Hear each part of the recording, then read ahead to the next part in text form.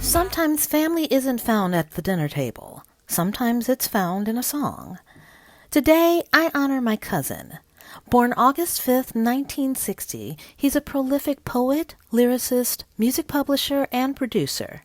His very first song, Send a Little Love, was recorded by the Spinners in 1981. A year later, Sayonara by A Taste of Honey. And in 1983, his first gold record, Power Light by Earth, Wind and Fire. Since then, over 200 albums with his name on them. Please join me in wishing a very happy 65th birthday to my cousin, the incomparable Tony Haynes. So if you haven't already done so, please make sure you subscribe and hit that bell to be notified when I upload content. Today's story is not just about music, but about family, about discovery, and about one unforgettable phone call that expanded my family immediately. So, let's get into it. One day I got a call from California. The man on the other end said, "Hey, cuz." I blinked, looked at the phone, and said, "You're going to have to be more specific." He then introduced himself. "This is Tony Haynes from Los Angeles."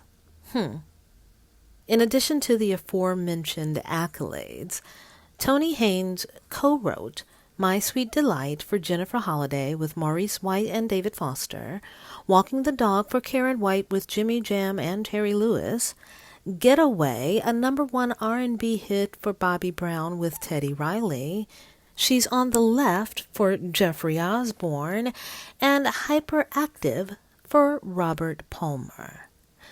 But on that call, none of that seemed to have mattered. He told me that a song I'd written had come across his desk. He asked, "Who is this singing?" And when he heard the last name, he asked, "How does she spell it?" Haynes, he said. "That's not a common spelling. We've got to be related." And in that moment, we both laughed and agreed.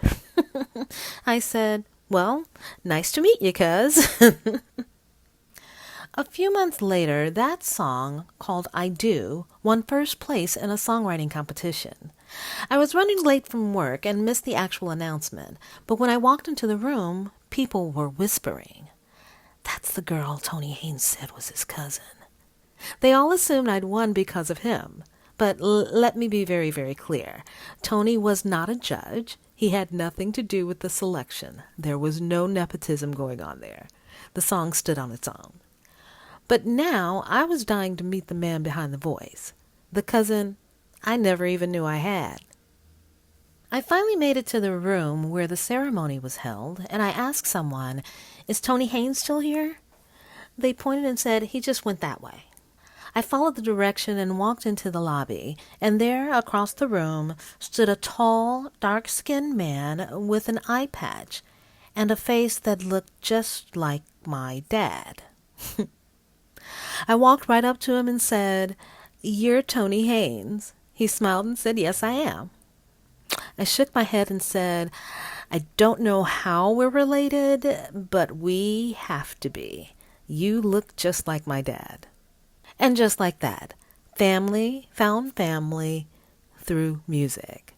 It was the beginning of a beautiful family reunion, one note at a time. So today, on his birthday, I honor my cousin, Tony Haynes, a true legend in the music industry, a man whose words, melodies, and lyrics have touched millions, and whose one phone call brought a family together. Sometimes the song chooses you, sometimes it leads you home. Happy birthday, Cousin Tony.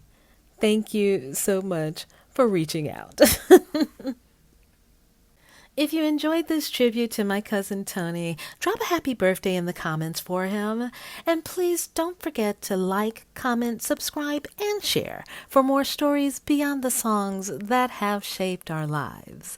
Until next time, keep the music alive by checking out this next video.